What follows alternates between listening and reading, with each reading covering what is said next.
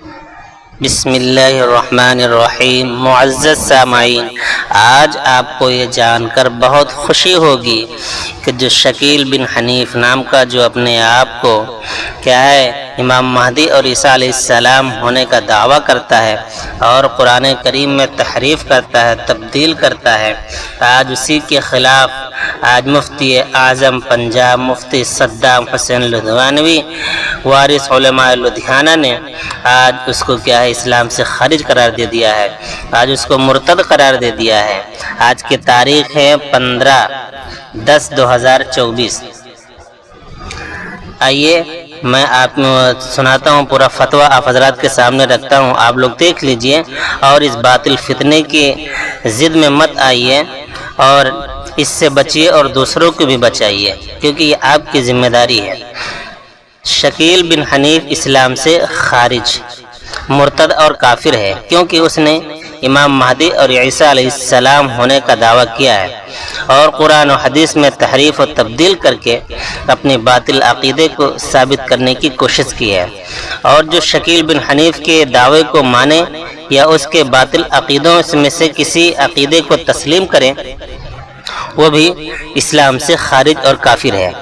عام مسلمانوں کی رہنمائی کے لیے امام مہدی کی کچھ علامات درج کی جاتی ہیں، نیچے لکھی جاتی ہیں، جسے پڑھ کر ہر مسلمان آسانی کے ساتھ جان لے گا کہ شکیل بن حنیف اپنے دعوے میں جھوٹا اور کذاب اور مکار ہے۔ علامات: نمبر 1، ابو داؤد شریف کی کتاب الفتن میں ہے باب المہدی میں کہ امام مہدی کا نام محمد ہوگا، حالانکہ شکیل بن حنیف اس جھوٹے کا نام شکیل ہے، محمد نہیں ہے۔ نمبر 2، ابو داؤد شریف کتاب الفتن باب المہدی میں ہے امام مہدی کے والد کا نام عبداللہ ہوگا۔ نمبر 2، شکیل کے باپ کا نام حنیف ہے۔ نمبر 3، امام مہدی فاطمہ رضی اللہ عنہا کی اولاد میں سے ہوں گے۔ ابو داؤد کتاب الفتن باب المہدی، شکیل حضرت فاطمہ کی اولاد میں سے نہیں ہے۔ نمبر 4، امام مہدی مدینہ منورہ کے رہنے والے ہوں گے۔ نمبر 4، شکیل ہندوستان کے صوبہ بہار ضلع دربھنگہ کا رہنے والا ہے۔